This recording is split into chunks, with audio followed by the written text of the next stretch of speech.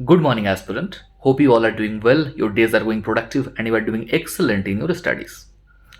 इस वीडियो का जो टॉपिक है वो एक कमेंट सेक्शन से इंस्पायर्ड है। आपका ही कमेंट है, आप लोगों का ही कमेंट है, और मुझे लगा ये काफ़ी सीरियस इशू है। तो क्वेश्चन ये है कि भैया make a video how to stick minimum resources. I mean during this time so many resources in different platform, it will affect a student for effective preparation. तो मिनिमम रिसोर्स में कैसे stick करें। And ये जो video है ये mainly focused होगा IIT jam, net, gate या chemistry field related, core chemistry field related जो एग्ज़ाम्स है इस फील्ड में। ओके, इस फील्ड में आपको मिनिमम रिसोर्स में कैसे स्टिक करना है। To be it's very basic. आप सबको भी पता होगा कि हमारा एक बेसिक नेचर ऐसा है ना, कोई चीज़ हम पढ़ना स्टार्ट करते हैं। एक टाइप के स्टूडेंट होता है कि कोई वो चाहते हैं कि जल्दी जल्दी चैप्टर ख़त्म हो, मेरा सिलेबस जल्द से जल्द कंप्लीट हो। वो कर भी लेता है, बट फाइनली देखते हैं कि वो जो जो पढ़ा उसने, उसका एग्ज़ाम के रिलेटेड कोई रिलेवेंसी है नहीं। फाइनली वो उससे क्वेश्चन सॉल्व नहीं हो रहा है, तो फाइनली वो सिलेक्ट नहीं होता।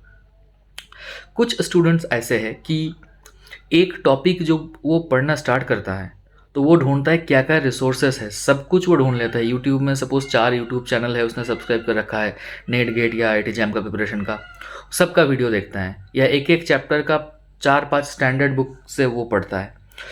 ये दोनों जो कैटेगरी है ये ठीक है। पहला जो कैटेगरी है वो तो वर्स्ट केस सिनेरियो, सब कुछ नहीं सीखोगे। सेकेंड केस सिनेरियो जो है वो बेस्ट है आपका एकेडमिक स्टडी के लिए, वो करना चाहिए, वो रिसर्च, वो टाइम स्पेंड आपको करना चाहिए। बट उससे एग्ज़ाम, ये जो नेशनल लेवल एग्ज़ाम्स है आईआईटी जैम, नेट, गेट, ये सब क्लियर करना थोड़ा सा डिफ़िकल्ट हो जाता है। एंड यहाँ पर ही पॉइंट आता है कि मिनिमम रिसोर्स पे स्टिक कैसे करें। क्योंकि देखो, सिलेबस कंप्लीट करना है, उसका नोट्स बनाना है, शॉर्ट नोट्स बनाना है, उसको रिवाइज करना है, टेस्ट देना है, प्रीवियस ईयर क्वेश्चन प्रैक्टिस करना है, अलग से प्रैक्टिस क्वेश्चन सॉल्व करना है, बहुत काम है। तो इसीलिए ये मिनिमम रिसोर्स, ये वाला कॉन्सेप्ट है, ये इम्पॉर्टेंट हो जाता है। तो ये कैसे किया जाए। सपोज़ आप एक ऐसे स्टूडेंट हो, इसमें 2 कैटेगरी बनेगा। एक तो आपने कोई कोचिंग ले रखा है, और सेकंड आपने कोई कोचिंग नहीं ले रखा, सेल्फ स्टडी आप कर रहे हो।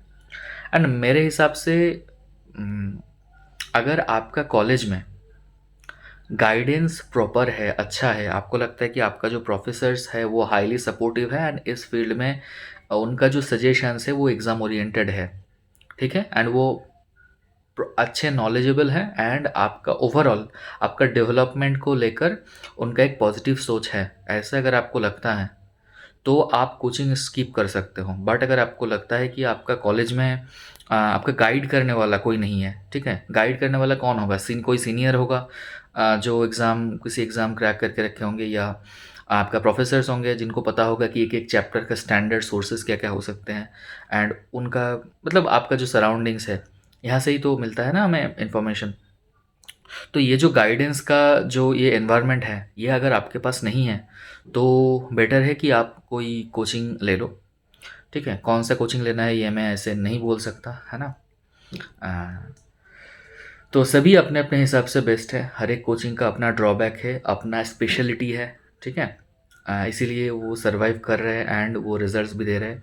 And one more thing, commercial coachings में आप जो एडवर्टाइजमेंट, जो रिजल्ट शो करके जो ये लिया जाता है ना कि हमारे यहाँ से ये रैंक आया, ये, तो इसमें आप आँख बंद करके भरोसा करना मेरे हिसाब से 100% सही नहीं भी हो सकता है, ठीक है। तो इसमें थोड़ा सा अपना दिमाग लगाना, इस्तेमाल करना। तो आपका है ना, एक कोचिंग सेलेक्ट करने का जो क्राइटेरिया ये ऐसा होना चाहिए कि आपको स्पेसिफिक टीचर देखना है, कि टीचर उनके अंडरस्टैंडिंग, मतलब एक टीचर का वो पढ़ाया हुआ चीज़ वो आपको समझ आ रहा है कि नहीं, ठीक है। तो वो टीचर किसी भी कोचिंग में क्योंकि टीचर्स ना बहुत कोचिंग वो चेंज करते हैं, होता है ऐसा। आप भी कभी टीचिंग जॉब में जाओगे तो आपको भी ये दिखेगा कि बहुत रीजंस ऐसे होते हैं कि आपका वो जो कोचिंग सेंटर है वो आपको स्विच करना पड़ता है। तो ठीक है, तो ज़्यादा फोकस टीचर पे होना चाहिए, उनका कंटेंट पे होना चाहिए, not only just a platform. Okay, तो बात ये है कि जो कोचिंग है ये आप ऐसे सेलेक्ट करो कि आपको गाइडेंस अगर कम है ना, आपका सोर्स में गाइडेंस कम है एंड आपने पहले ऐसे कोई कॉम्पिटिटिव एग्जाम्स का प्रिपरेशन नहीं किया, इस केस में आपका कोचिंग बेनिफिशियल रहेगा। आपने कोचिंग ले लिया तो दो कैटेगरी में बताऊंगा, जिसने कोचिंग ले रखा है और जो सेल्फ स्टडी करे, दोनों कैटेगरी में बताऊंगा, ध्यान से सुनना। जो कोचिंग ले रहे हैं तो उनका कोचिंग का जो मटेरियल है उसमें एक एक फोल्डर, मतलब कोर्स में एक एक फोल्डर बना के एक एक चैप्टर वो ऐसे होगा उसमें, है ना, organic inorganic physical analytical mathematics ये सब होगा उसमें। तो उसमें वीडियो लेक्चर्स होगा।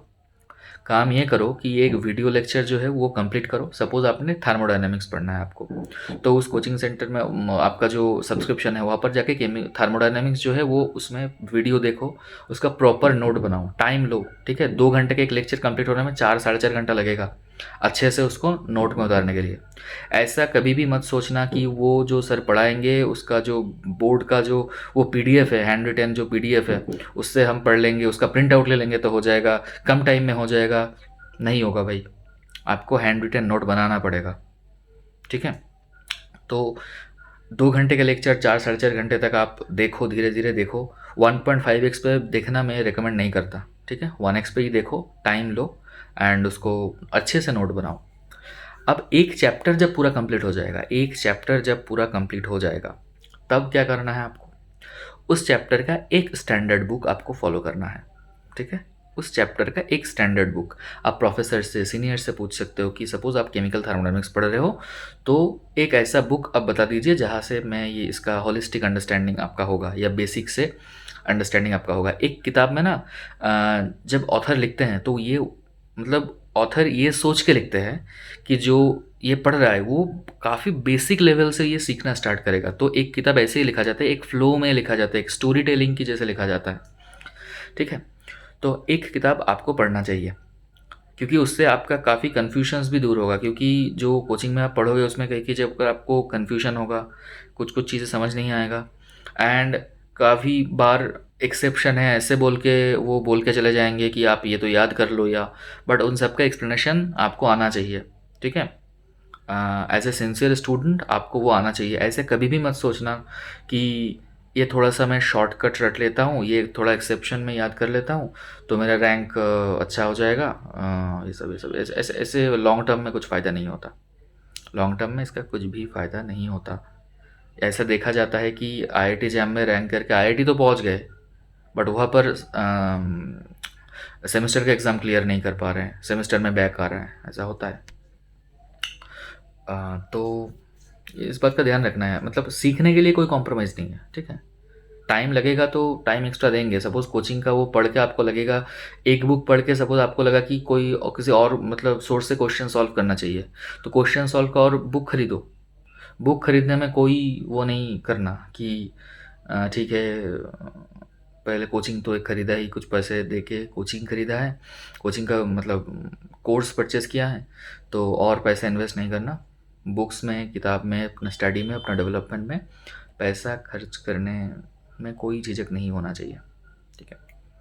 तो आपने क्या किया, आपका जो लेक्चर है वो कंटेंट आपने पूरा कंज्यूम किया, उसका नोट आपके पास बना हुआ है। उसके बाद उस चैप्टर का, पूरा चैप्टर का, ठीक है, पूरा चैप्टर जब कंप्लीट हो जाएगा उसके बाद उस चैप्टर का एक स्टैंडर्ड बुक से वो एक बार पढ़ लेना है। वहाँ पर जो जो एक्स्ट्रा कंटेंट आपको मिलेगा उसको आपको अपने नोटबुक में इंट्रोड्यूस करना है, ठीक है। अपने नोटबुक में वो एक्स्ट्रा कंटेंट आप इंट्रोड्यूस करोगे, ओके। उसके बाद दूसरा चैप्टर पे आप जाओगे, दूसरा सुनो ध्यान से, दूसरे चैप्टर का लेक्चर में आप जाओगे।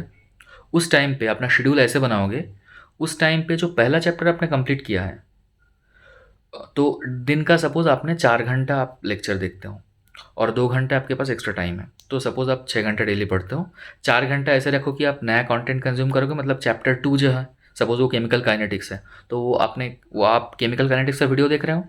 एक्स्ट्रा जो टाइम है उस टाइम पे आपने प्रीवियस जो चैप्टर आपने कंप्लीट किया है उसका प्रीवियस ईयर क्वेश्चन, उसका किसी मटेरियल से प्रैक्टिस क्वेश्चन, वो किसी बुक भी हो सकते हैं, बहुत सारे बुक्स हैं मार्केट में, ठीक है, जहाँ पर क्वेश्चन आंसर होता है, प्रीवियस ईयर क्वेश्चन होता है, अलग से प्रैक्टिस का क्वेश्चन होता है। वो बुक्स खरीद के वहाँ से क्वेश्चन सॉल्व करो। सेकेंड चैप्टर का लेक्चर्स जब तक ख़त्म होगा तब तक आपका पहला जो चैप्टर है उसका previous year question, practice question, ये सारे सॉल्व हो जाना चाहिए, क्वेश्चन कैसे सॉल्व करना है वो एक डिफरेंट एस्पेक्ट है। चैनल में आप प्रीवियस मेरा वीडियो देखोगे तो आपको आइडिया लगेगा कि the best way to solve question क्या है मेरे अकॉर्डिंग, मुझे क्या लगता है। ओके, तो सेकेंड चैप्टर आपका कंप्लीट हो गया, उसी टाइम पे फर्स्ट चैप्टर का क्वेश्चंस वगैरह वो सब आपका कंप्लीट हो गया, ठीक है। उसके बाद आप थर्ड चैप्टर पे जंप करोगे, सेकेंड चैप्टर का क्वेश्चन होगा, फोर्थ चैप्टर पे जंप करोगे, फिफ्थ चैप्टर का क्वेश्चन होगा, ऐसे करके ये पूरा आप ग्रास्प करो, ठीक है। ऐसे ऐसे आपको सिलेबस कंप्लीट करना है। ऐसा बिल्कुल मत करना कि एक चैप्टर को पूरा मतलब पहले क्या बोलते हैं लेक्चर कंप्लीट करूँगा, फिर एक स्टैंडर्ड बुक पढ़ूंगा, फिर क्वेश्चन करूँगा, सब कुछ करूँगा, उसके बाद सेकंड चैप्टर में जाऊँगा, ऐसा बिल्कुल मत करना, ठीक है। कोई बैकलॉग बन भी जाता है, सपोज़ जो चैप्टर 2 जब आप कर रहे हो, चैप्टर 2 कंप्लीट होने तक चैप्टर 1 का क्वेश्चंस वो सब आप कंप्लीट नहीं कर पाए, ठीक है। तो जितना भी हुआ है छोड़ दो वहाँ पर, ठीक है। जितना क्वेश्चंस बचा हुआ है पेज खाली छोड़ दो, नेक्स्ट जो शेड्यूल है उसमें जंप करो। ऐसा मतलब बैकलॉग में ऐसा होता है ना, लोग ऐसे सोचते हैं कि वो पहले कंप्लीट करूँगा पूरा उसके बाद ही जाऊँगा। इससे ऐसा होता है कि एट द एंड आपका काफ़ी इंपॉर्टेंट चैप्टर्स वो छूट जाते हैं। इंपॉर्टेंट नहीं, काफ़ी चैप्टर्स छूट जाते हैं, ठीक है। एंड वो इम्पोर्टेंस टॉप 5 टॉप 10 ऐसे ऐसे तो उसमें मत पढ़ो, ठीक है। सभी पढ़ो, प्रिपरेशन स्टार्ट कर रहे हो तो दिमाग में ये लेके चलो कि सब कुछ कंप्लीट करना है, ठीक है। बट हाँ, कंप्लीट करना है, ऐसे करना है कि कंटिन्यूअस सब हो जाए, मतलब एक पूरा जोन, एक पूरा चैप्टर का जो वो है जो कंटेंट्स है, content, study material, question, previous year, ये सब कंप्लीट करूँगा फिर जाऊँगा, ऐसा मत करो। एक फ्लो में चलो, ठीक है। जो भी बीच में बैकलॉग बन रहा है उसको लिखो और उसका पेज खाली छोड़ दो। वीकेंड में या एक्स्ट्रा टाइम जब मिलेगा, कोई कॉलेज छुट्टी होगा या हॉलीडेज़ होगा, ये सब इस टाइम पे वो सब बैकलॉग कंप्लीट करो। बट ऐसे एक फ्लो में आपको चलना है, ठीक है। एक सोर्स फॉलो करना है, टेक्स्ट बुक, एक standard text book.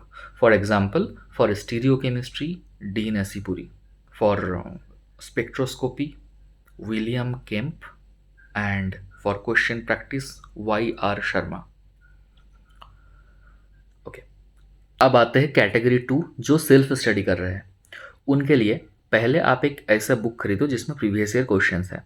Previous year questions पहले आप पूरा स्टडी करो, एक बार प्रीवियस ईयर क्वेश्चन सारा देख लो। सपोज केमिकल काइनेटिक्स का आपने प्रीवियस ईयर क्वेश्चंस पूरा देख लिया तो आपको एक रफ आइडिया दिमाग में आ जाएगा, ठीक है। आपको लगेगा कि नहीं आ रहा है, मैंने तो चैप्टर पढ़ा ही नहीं, मुझे क्या ही याद होगा, है ना, क्या ही मैं इससे कंक्लूशन डिराइव करूँगा। आप एक बार पढ़ लो, ठीक है। प्रीवियस ईयर क्वेश्चंस एक बार पूरा पढ़ लो, ठीक है। वो आपके दिमाग में बैक एंड में रहेगा कि ये टर्म मैंने सुना था उस टाइम पे, मतलब आपने पढ़ा था। Suppose transitional state theory, suppose statistical method, okay, ये सब आपने देखा होगा कि प्रीवियस ईयर क्वेश्चन में ये सब होगा। नाउ एक बार आपने previous year question normally go through कर लिया, उसके बाद हर एक चैप्टर का एक स्टैंडर्ड सोर्स और एक उसके साथ रेफरेंस, ये आपको पढ़ना है।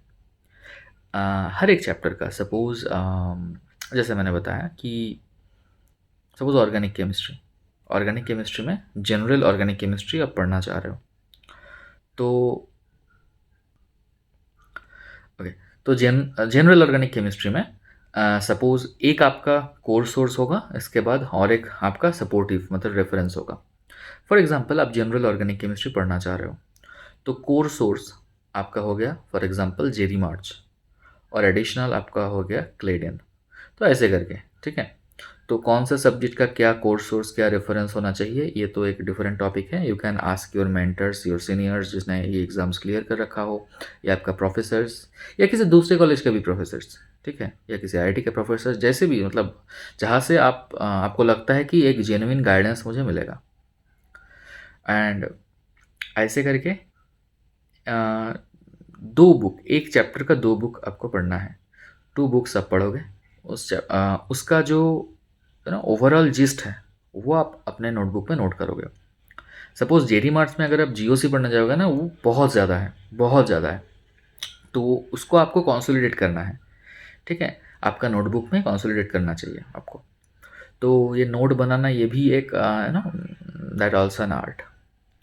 तो ज़्यादा से ज़्यादा इन्फॉर्मेशन किसी कम जगह पर किसी कन्फाइंड स्पेस पे कंसोलिडेट करना, ये भी एक आर्ट है। तो अच्छे से आपको नोट बनाना है जो जो आपने सीखा, क्योंकि वो बुक आप दोबारा कभी नहीं पढ़ोगे, ठीक है। अनलेस एंड अनटिल आपका वो जो नोट है वो देख के किसी स्पेसिफिक जगह को आपको समझ नहीं आ रहा होगा कि आपने क्या लिखा है, उसी टाइम पे आपको रेफ़र करना है। बट अदरवाइज बुक वो एक बार ही पढ़ के छोड़ो, आपका जो नोट बुक है वही आपका रिविजन मटेरियल है या नेक्स्ट कैरी फॉरवर्ड है वो।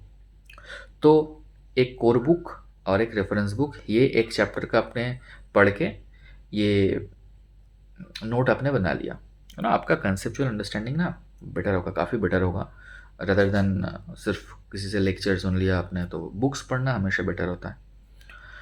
ओके, नेक्स्ट, हाँ, सेकेंड चैप्टर पे जब आप स्विच करोगे उसी टाइम पे फर्स्ट चैप्टर जो आपने पढ़ा था, अपना नोट रेडी है, उसका प्रीवियस ईयर क्वेश्चन या प्रैक्टिस क्वेश्चन जो है वो आप सॉल्व करोगे, ठीक है।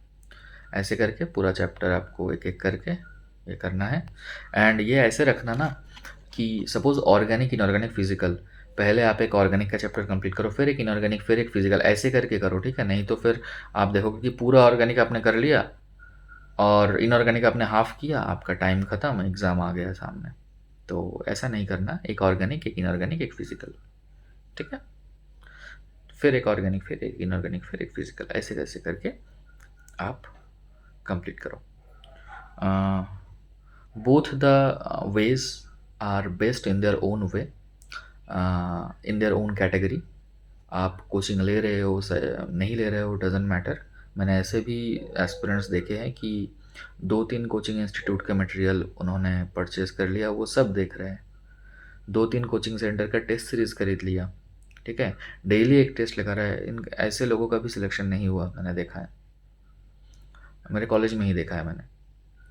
तो फाइनली आपको ये पाथ जो मैं बताया, इसको आपको थोड़ा सा ध्यान में रख के, ये सोच के आपका प्लान आपको ऐसे शेड्यूल करना है। सपोज़ आपके पास कितना वीक्स का टाइम है, इसका आप एक बार लिखो। उसके बाद क्या-क्या चैप्टर्स है आप लिखो। फिर उसको ऐसे ऑर्डर में सजाओ कि पहले मैं ये चैप्टर करूँगा, उसके बाद ये, उसके बाद ये। तो ऐसे करके आप अपना शेड्यूल बनाओ। एंड सोर्स मैंने वही बोला कि मिनिमम रिसोर्स में स्टिक करना है और कुछ एक्स्ट्रा नहीं पढ़ना, जो मैंने बताया जैसे बताया वही पढ़ना है। अब हाँ, कौन कौन सा सब्जेक्ट का कौन कौन सा स्टैंडर्ड बुक हो सकता है, if you want a video regarding that, तो कमेंट सेक्शन में आप मुझे बता सकते हो। I will try to make another video. Till then, have a nice day. जय श्री कृष्णा, राधे राधे।